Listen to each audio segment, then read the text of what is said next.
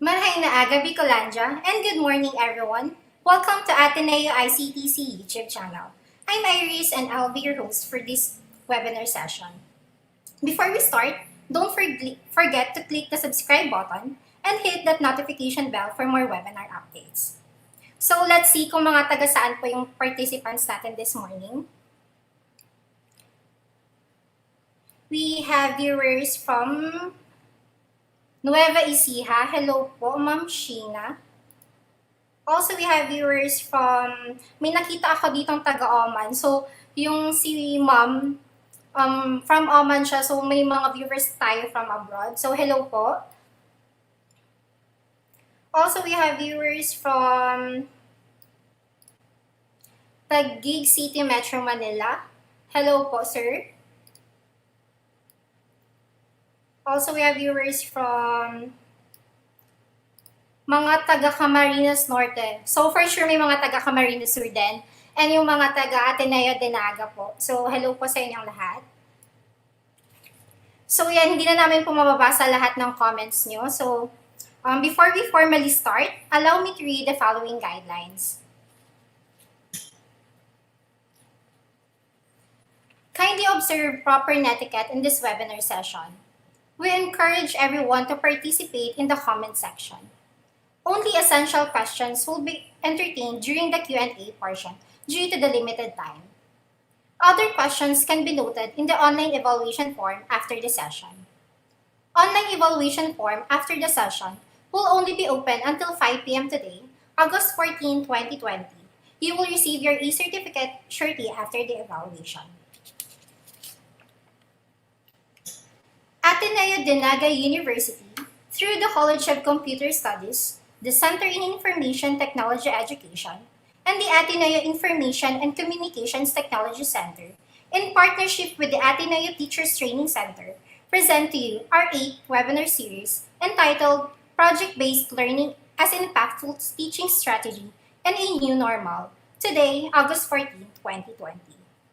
So without further ado, let me introduce to you our speaker for this morning. She is an alumni of the Ateneo de Naga University, where she also served as faculty in high school, college, and graduate school in her early years before she migrated to USA. Currently, she is a PBL Certified Educator at the University of Pennsylvania, a gifted and AP Science high school teacher at the Los Angeles United School District, and an adjunct professor of environmental science at the UCLA. Some of her notable awards are the following. She is a Plaridel Awardee last 2016 for her excellence in Filipino-American journalism at the San Francisco, California. She is also an Earth Hero Awardee last 2014 at California AAFE Schools. She is a 3-time Green Ovation Teacher Awardee at Project Green Schools, Boston, Massachusetts, last 2015, 2016, and 2018. And she is also a Green California Schools Teacher Leadership Awardee at Pasadena, California, last 2018. Everyone, are privileged to welcome on screen Ma'am Jennifer Suzara-Cheng. Good morning, ma'am. Good morning. Good morning, everyone. Can you hear me? Yes, ma'am, we can hear you. Yeah, clearly. Thank you. So, thank you very much for for a good introduction that basically clarifies and emphasizes everything that I have been doing for the last 5 years. So, when I was in Ateneo de Naga, I taught high school and college and grad school. But I got so attached to the college department that we have been doing project-based learning actually on our own without knowing what PBL protocol is. And so my classes, I taught ecology. I was a BS Bio major in Ateneo de Naga, became a BS Bio professor as well. So we did in my ecology class, we would go out of the campus, we would hike the mountains, go to the lakes, go to the forest, and without even knowing what PBL is. We have been doing PBL in our own classrooms. And this is my 29th year of teaching. I have done PBL probably 20 years. But only this school year 2019-2020 that I got a scholarship at UPenn. It's called PBL Certification Program. And so I kind of like have the aha moment wherein I found labels with the things that I've been doing. So with that, I want to show you my 2013 project. It's called Wetland video, but the wetland video actually was not done by me. It was done by students, and you have to see at the end that they thank me because I did not do a whole lot. They were the ones who literally did everything. Please watch the movie with me. Thank you.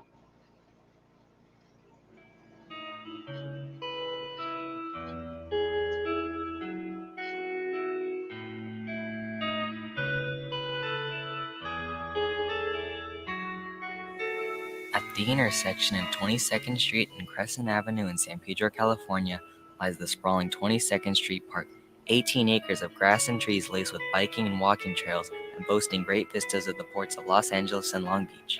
Tucked into a corner of this park is a tiny freshwater wetland first discovered in 2002 by community activist Kathy Beauregard, who currently serves as an officer in the Adopt a Storm Drain Foundation.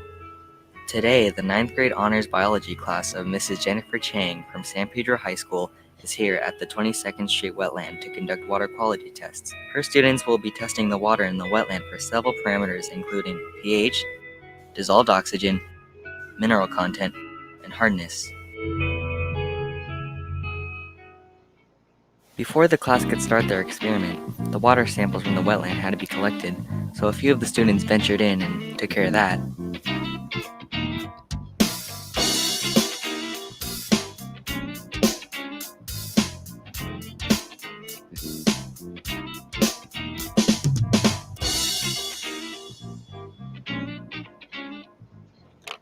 We're going to be testing for everything on this little chart. And there's about 9 things. You got to take these tablets and you put them into each little container, but you have to make sure which one you're testing. To like go up and down for 4 minutes. 4 minutes? It has like a... Yeah, it will change colors supposedly. During the experiment, we decided to come in and interview some of the class on what they had discovered so far. We have collected the pH level, which is 7, and first we tested the dissolved oxygen, which was 4 ppm. The phosphates are 4 ppm also, and the copper was 1.5 ppm. And right now we're testing the hardness, and we have to keep dissolving tablets until it turns blue. And once it turns blue, we have to multiply the number of tablets by 40 to get the hardness level. And we're on 9. So what would the hardness indicate? The hardness indicates that how healthy and fresh the water is. So does this water qualify as fresh water? Yeah, Yeah, because we're already on 9, and that's a lot. and there's no iron or chlorine in And the it. pH is 7, so that's normal. So I mean, it's more basic. Yes. or it's like the middle. It's like Yeah, the middle. it's neutral. of It's the neutral. chart. Okay, so what would the experiments show that you guys performed for wetland? We first got the water, which was like actually really filthy. You could see like little creatures moving in it, but that doesn't mean it's not fresh. So what we did was like get the water, and it came with these tiny pills that we put in. And what was kind of a hassle was looking for the hardness. We had to keep on mixing it until it turned blue. So we put like at least like 9 pills in there, and then it eventually turned blue. And from the results from last year, how would they differ to this year? Oh, actually no change at all, which is really good. So the water's doing good. So you heard it, the water is good. Water testing is crucial in determining the impact the surrounding environment and activities are having on the well-being of a wetland. These young scientists are learning the importance of documenting the results of water quality parameter tests and comparing them to data from previous years. Keeping a record of our little wetland's health will help preserve this habitat and the rich biodiversity it supports.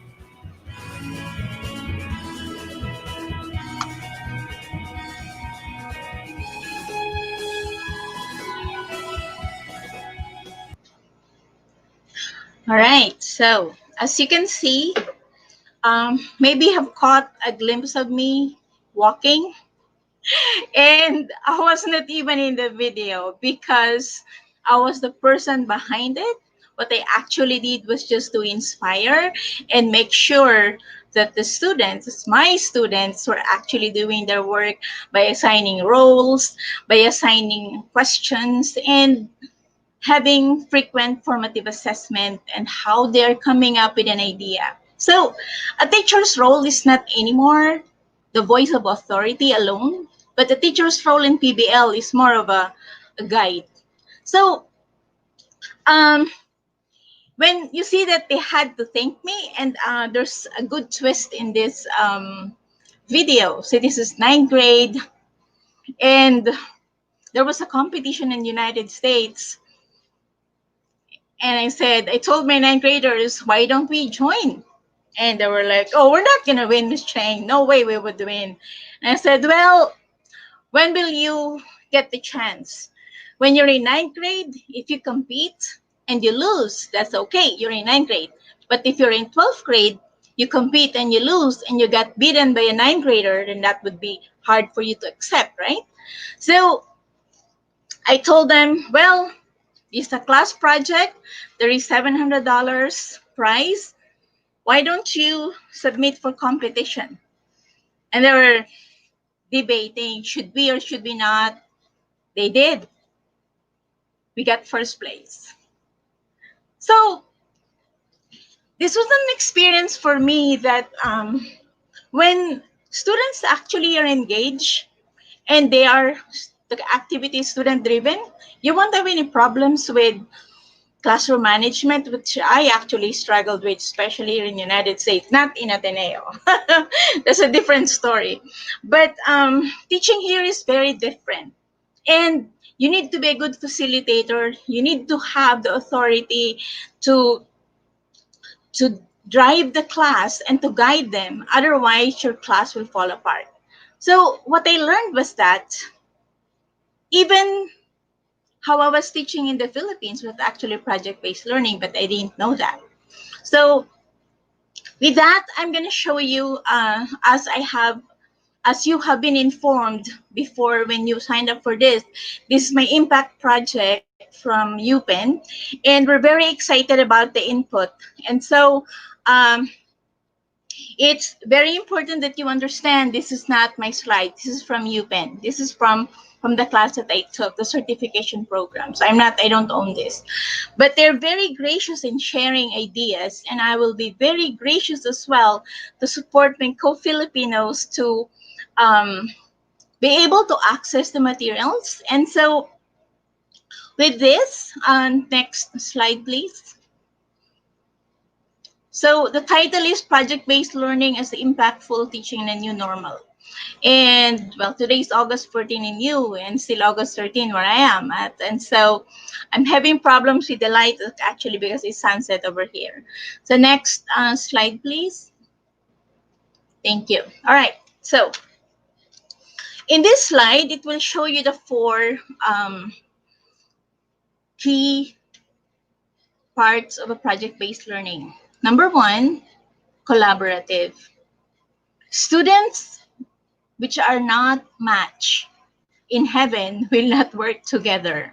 No matter how hard you push them, no matter how much extra credit you give them. I don't give extra credit, but my students has to learn how to collaborate.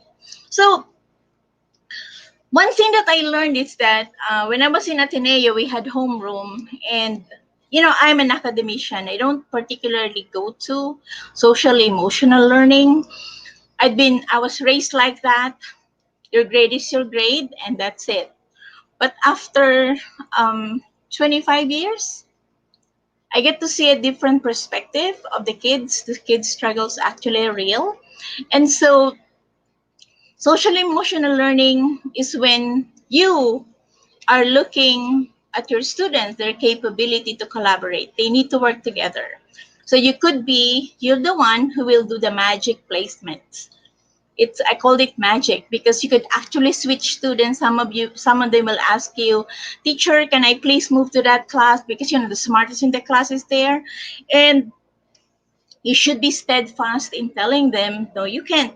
You work with this, and you have your magic words and your your charm and charisma to make them work together.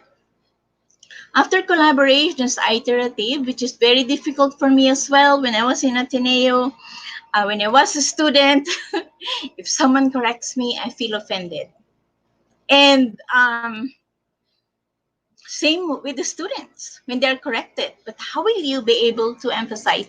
This is the most important portion actually of PBL, in my perspective, is when you ask the right questions and you ask them in such a way that you can actually have, oh, is there another idea for this one? How do you come up with this? And so all this kind of excitements and the tone of your voice, and then the way you present the question actually works for iterative, that they had to understand that the feedback, being corrected is not bad. Being corrected actually means that the project will be better. And so I would have quotes about correction and about working together flashed in my LCD while the grouping is happening in my classroom. And authentic means that it has to be important to the students. I am a science teacher. I'm an environmental science advocate. I've done so much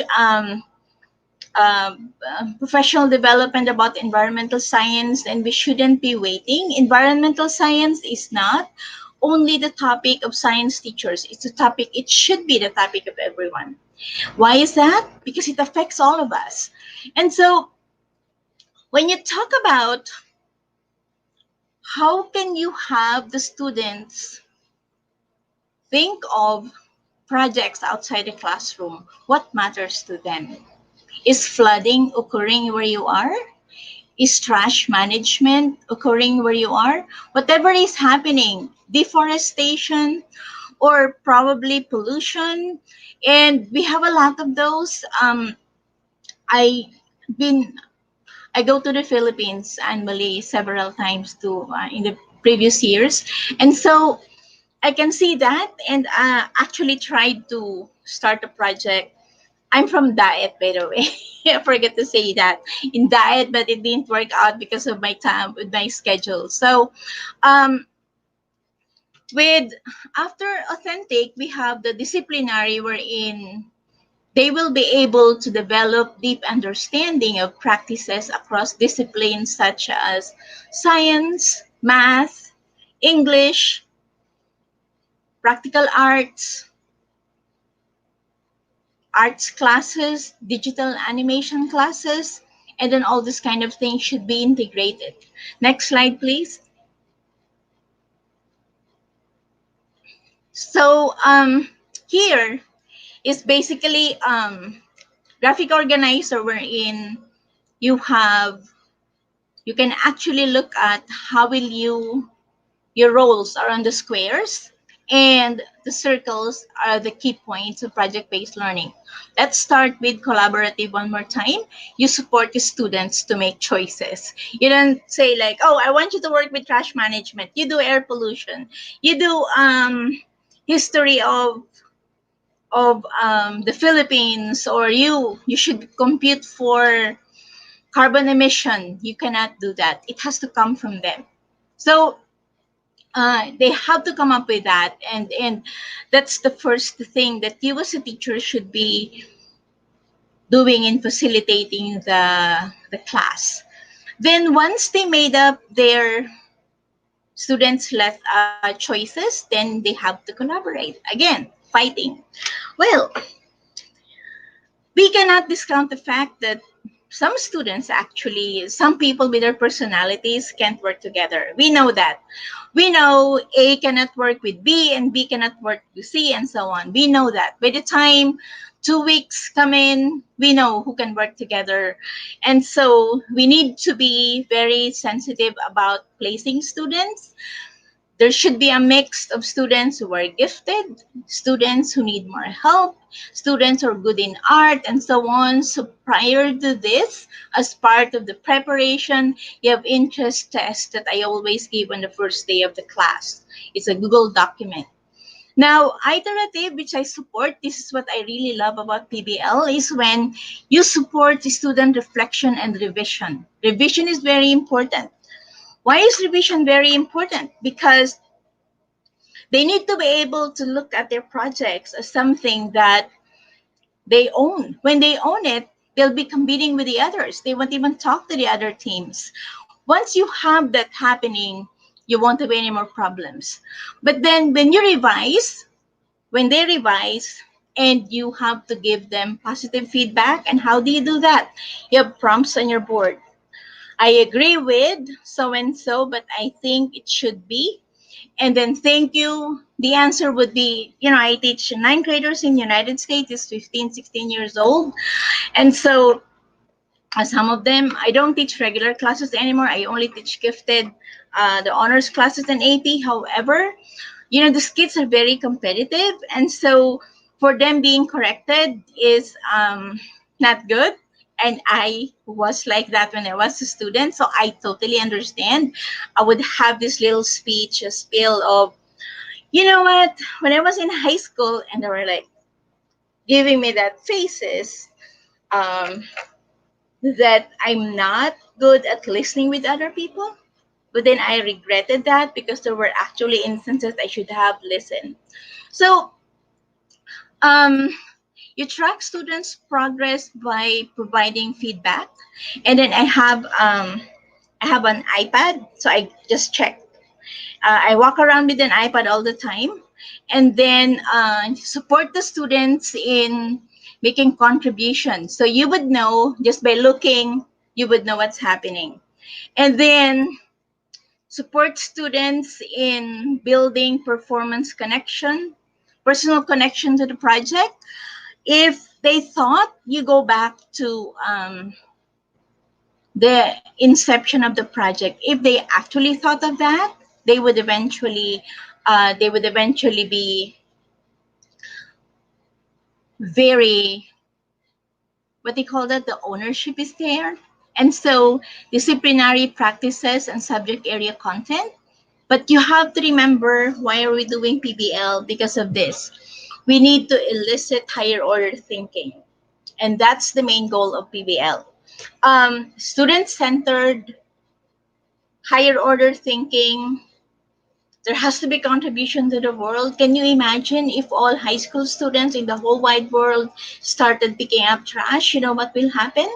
Can you imagine if the social media accounts of the students actually have something that they want, like anti-suicide prevention, or something that's so close to their heart and an issue for students? And so this is not only for science, this is for everything. But one question is that, how will you be doing PBL in distance learning, online learning? So in Zoom, you have the breakout room.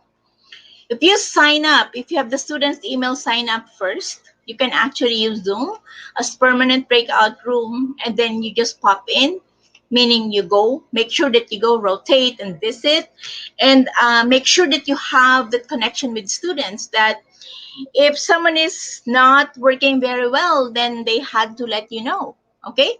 So, however, what happens in modular learning will actually be easier if you have that, because modular learning, I believe, works very well with parents who are supporting the students, right? So modular learning, they have paper and pencil, and I've been talking to some teachers at home. I always call Philippines my home. And so when you have modular learning, it's definitely, you have specific role, but then remember that this is the perfect time to teach project-based learning, because the kids are working with their parents. Whatever it is that you make the students do, the parents are aware of it. Next slide, please. Okay, so here we have questions. I can make this available to you if you want. If you can email me after, I can give you a copy. But for now, we look at for disciplinary, the support each students reach, higher expectations. What are the questions? These are the teacher roles on the right side. How can you help the students and then engage students in disciplinary practices? I'm very, very grateful that I discovered engage in student disciplinary practices wherein I can actually assign roles to my students, such as you are the scientist, you are the the the housewife, you are the teacher, you are the garbage collector, you are the engineer. They get different roles and then they go solve one problem, such as an imaginary problem in the lake. And that works very well. They would have a tag, or in Zoom, they have their own. I changed their name into Elaine, the reporter, Justin, the garbage collector. So these kind of things. So it's very specific. And then when they go together, they get together. It's very important that you monitor the conversation as well. Next slide, please. So authentic is when you have students who actually had a buy-in. In the video that you've seen, why was that authentic? Because the kids actually, I just got out of the flu. That particular, it was March. The competition was March 13, and then we had spring break coming up. So I got sick, and my students were emailing me, Miss Cheng, are we gonna go to the field trip? And to the point that I felt they were harassing me because I was not feeling well. But then I was like, Saturday morning, I got up. I didn't take a shower. I borrowed the sweatshirt from my daughter and then drove to the park. Actually, my husband came because it was like I was coughing. And so pre-COVID days, you can cough in public. And so the kids, when they saw me, they were like, "Yay, you're here." And why did that happen? Because of the buy-in. They have personal connection.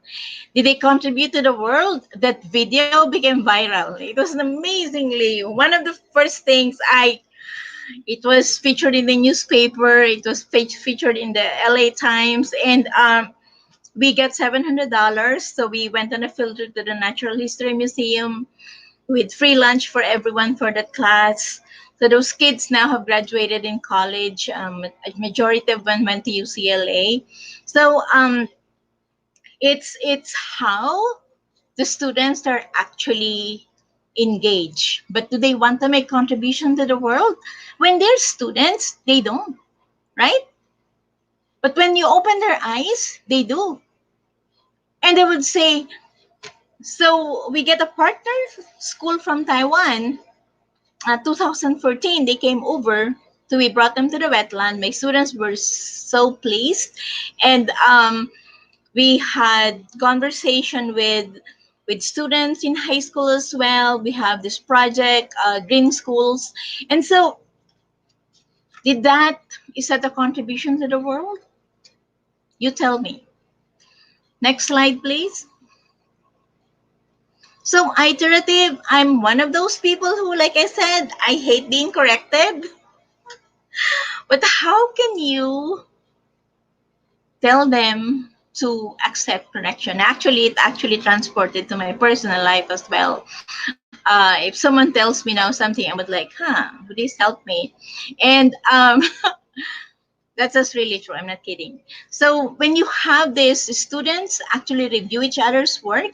The computation are very, very dangerous path for them, because here is the math expert. Here is the one who's not actually good. And then you would be corrected. So it has to be an openness. All right, next slide, please. Collaborative is when they are there's meaningful interdependence. Some of them would come to my class at lunch in a physical school, but then in a school, like what I said, we had an orientation today. How will you make this work?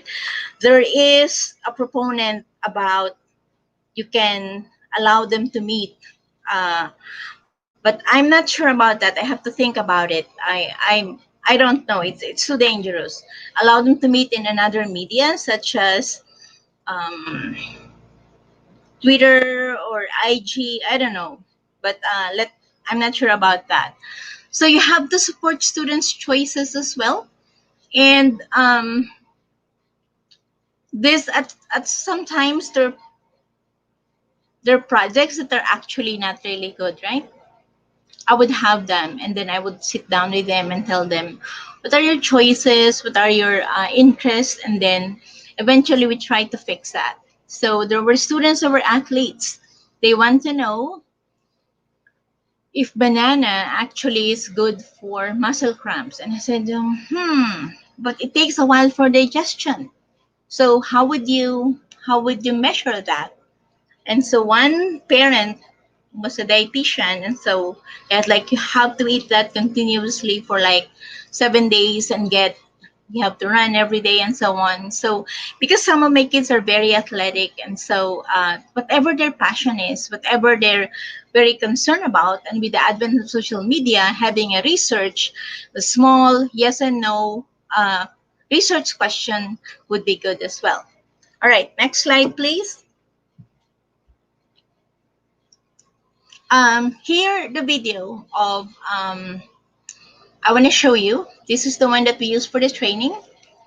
Please play.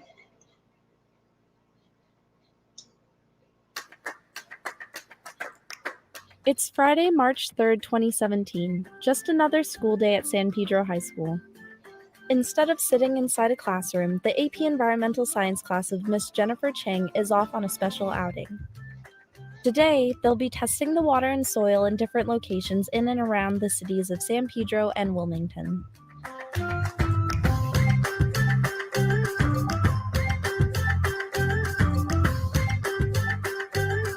Nestled between the Port of Los Angeles, the giant Phillips 66 refinery, and the bustling 110 freeway lie the industrial blue-collar communities of San Pedro and Wilmington. Today, the students will be learning the basics of soil and water sampling, collection, and testing. And the results of their tests will provide a glimpse of the overall health and viability of the water and soil found in this industrialized urban setting. The first stop, the tide pools of Paseo del Mar. Students carefully collect samples of water and sand from a variety of locations in the area. They label their specimens and store them for later testing. Now it's on to these other places in the harbor area, where students repeat the collection process for water and soil.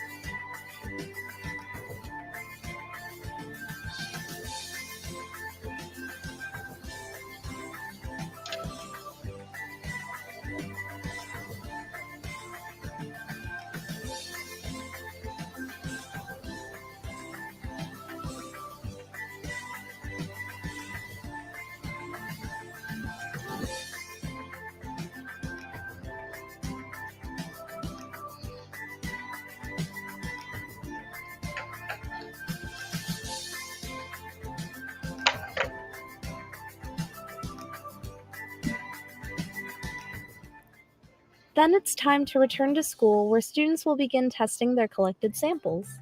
I'm Destiny Salcedo, and I'm a senior at San Pedro High School. So we did water and soil sample testings throughout San Pedro, Wilmington, and a bit of the border between Wilmington and Harbor City. Lighter pink? Lighter. So we did freshwater, saltwater, and then soil from local parks and sand along the beaches. So it was about 12 locations total. Water testing kits consist of 16 different chemical tests, while the soil sample was just for potassium, phosphorus, nitrogen, and pH level. And yeah, it's just been really interesting to see firsthand what the quality of our soil and water supply is. According to Ms. Cheng, her students arrived at results that indicate soil and water quality in the harbor area fall within acceptable ranges, highlighting the importance of industrial compliance with EPA guidelines.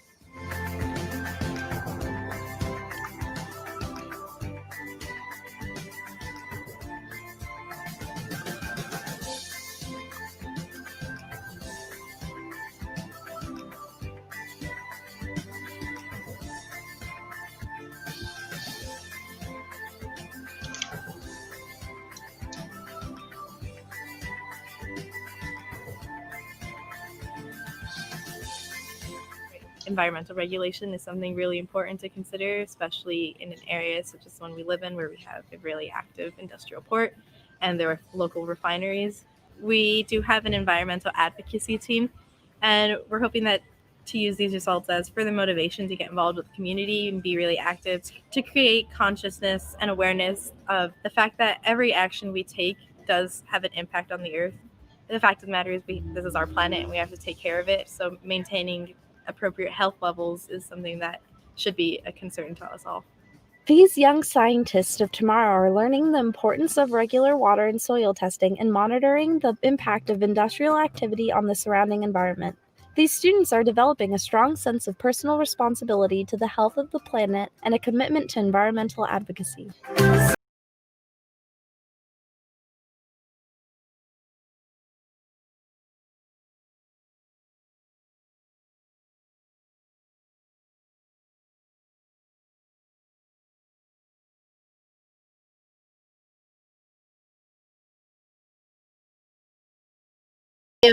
So, yeah, the young woman who was interviewed was became the class valedictorian eventually, and she went to UC Berkeley. And I'm very blessed with my profession, like all of us, that we get to have the chance and the opportunity to interact with the future leaders of the world. Next slide, please. Okay, so with that, ladies and gentlemen, it's 53 minutes, 27 seconds. We're moving on to question and answer.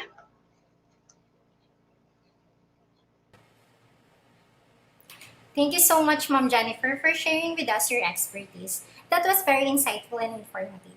At this point, we will now entertain questions from the comment section. So let's see po kung sino yung mga may questions. So meron kami dito, Ma'am, isa po. So we have question from Mr. Renilo Antonio. How is project-based learning different from problem-based learning? Can project-based learning be also used in other subjects, especially in mathematics? Thank you for your question. Unfortunately, I don't know what the problem-based learning is. So I can't say yes or no because I only doing PBL, project-based learning. I apologize. Sorry. Thank you. I don't know what problem-based learning is. Yeah. Thank you, ma'am.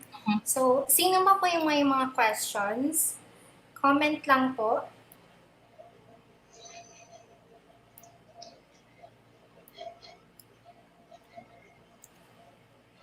So, I think that's it, Ma'am Jen. Wala na. I think our viewers have well understood our topic for this morning. Wala na, ma'am. So, siguro, ma'am, ay, yan, ma'am, meron pa. So, yan. From Mr. Virgilio Alcaide, how are we going to conduct PBL in the new normal setting? That's I actually prepared I actually prepared a project-based learning sample. Can we show it on the slide, please? The sample, the Microsoft Word slide document.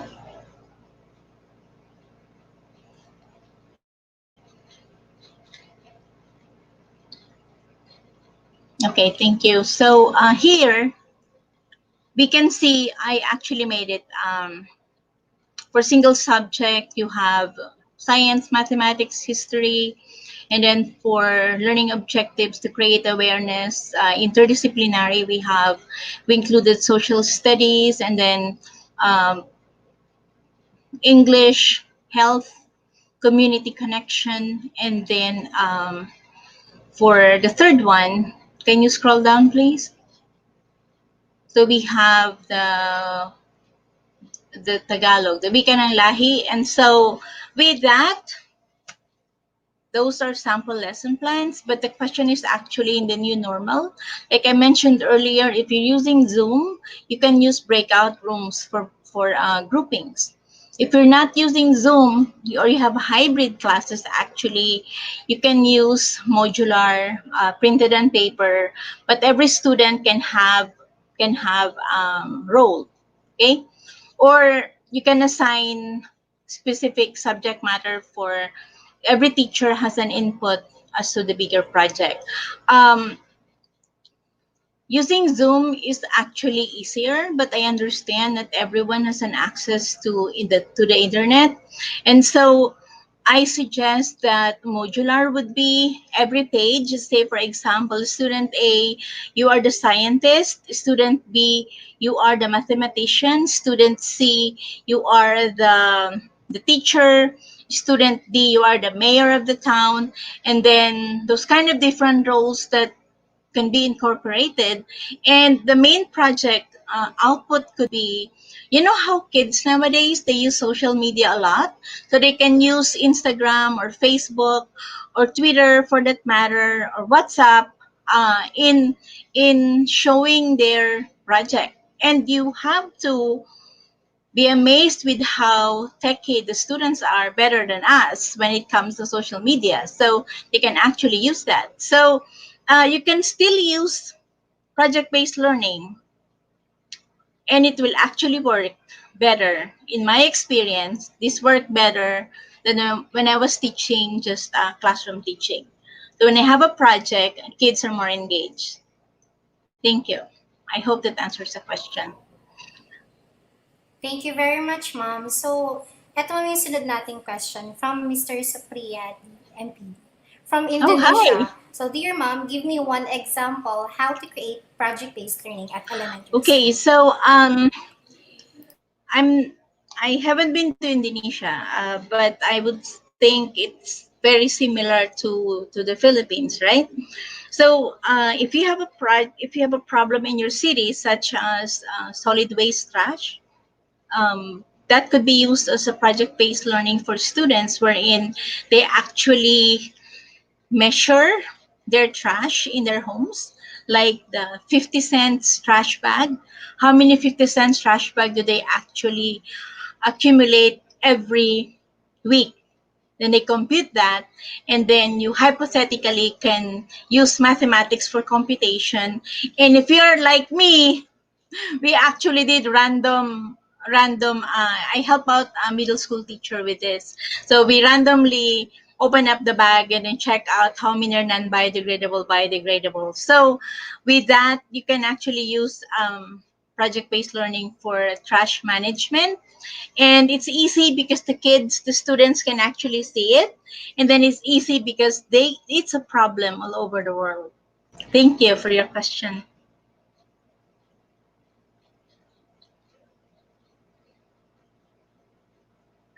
Yeah, so motivation. Taran. I'm one of those teachers who's very passionate, and I I don't know. You motivate the students by giving them extra credit, right? However, there is one magic word that always works for students: giving them positive feedback continuously. saying you're doing great. This is you're doing a good job. How amazing is it? And I was actually surprised at some of the projects that my students did, because I do Earth Day exhibit every year. I was heartbroken when the Earth Day didn't happen second semester. However, my students become so motivated when I have we will have a community but we have back to school night in my school, and it's open to the community, and so you have to make your poster really good. It has to be great because your parents will be here, and your grandma will be here, your grandpa will be here, and so positive feedback actually works magic with students. And you have to understand that American kids actually are so flooded with positive feedback. And that's one of my main problem when I taught here. And in my evaluations, kids were complaining that I don't say good job. And my principal said, like Miss Cheng, they were saying that you're not very encouraging as a student. I was like, I did great. Sorry, Asian teacher here. But then you have to inculcate giving positive feedback. And I don't know if it works with you, but little stamp, when I go around like stamping papers, actually works so much for me as well. It's a Mickey Mouse stamp. It's nothing. And I was like, I have two. Those actually works for nursery.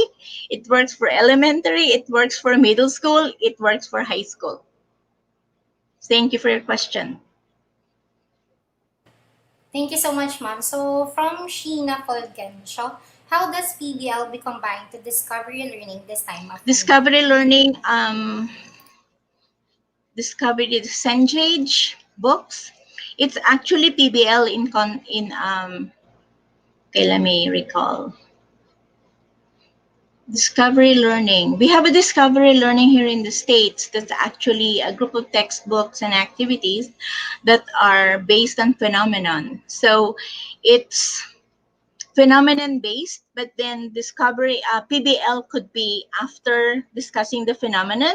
The students can actually start looking for possible applications of the phenomenon. I'm not sure if I'm understanding discovery learning because we have them in Cengage in US. You can email me if you have more questions. Do I have more questions or?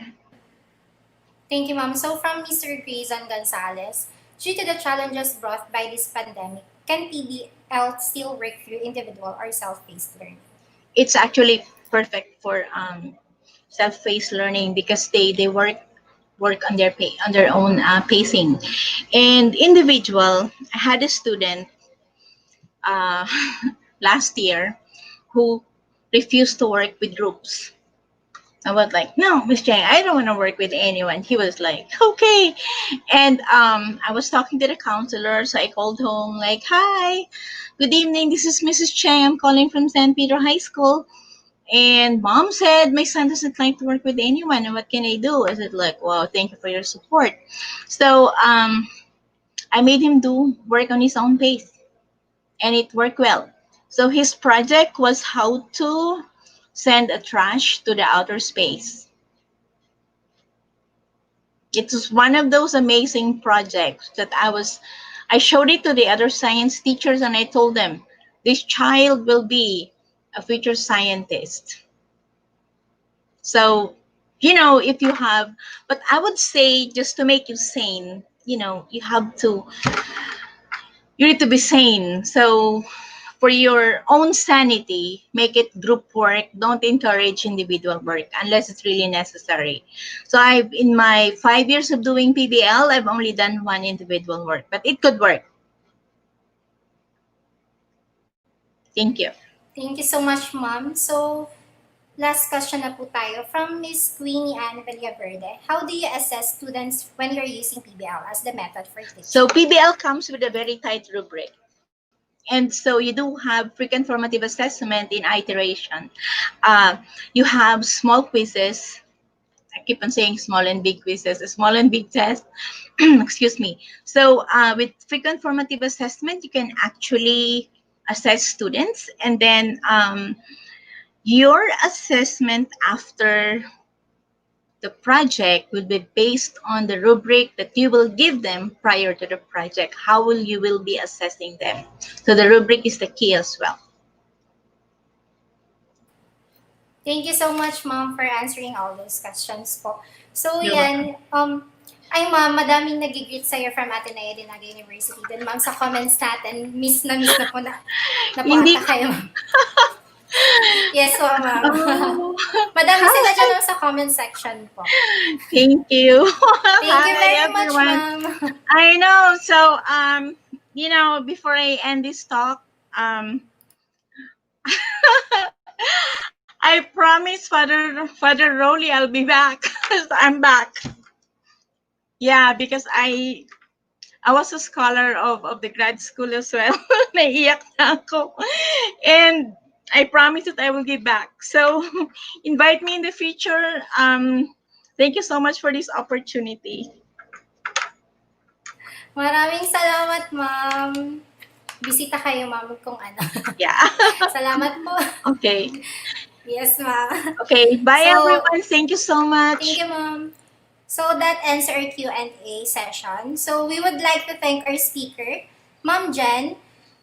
Ateneo ICTC presents the Certificate of Appreciation to Ma'am Jennifer Suzara-Cheng for her invaluable time as a resource speaker for this morning's webinar session on project-based learning as impactful teaching strategy in a new normal.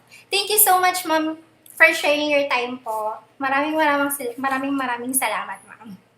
Thank you po. Thank you.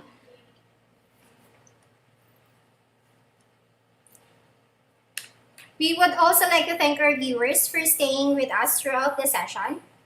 For the first installment of our ICT's short-term online courses, we are offering 3 modules for teachers that will aid their online mode of teaching. Our pre-registration is now open at tinyurl.com/ICTC-online1. So your certificates are ready. Kindly accomplish the online evaluation flashed on screen.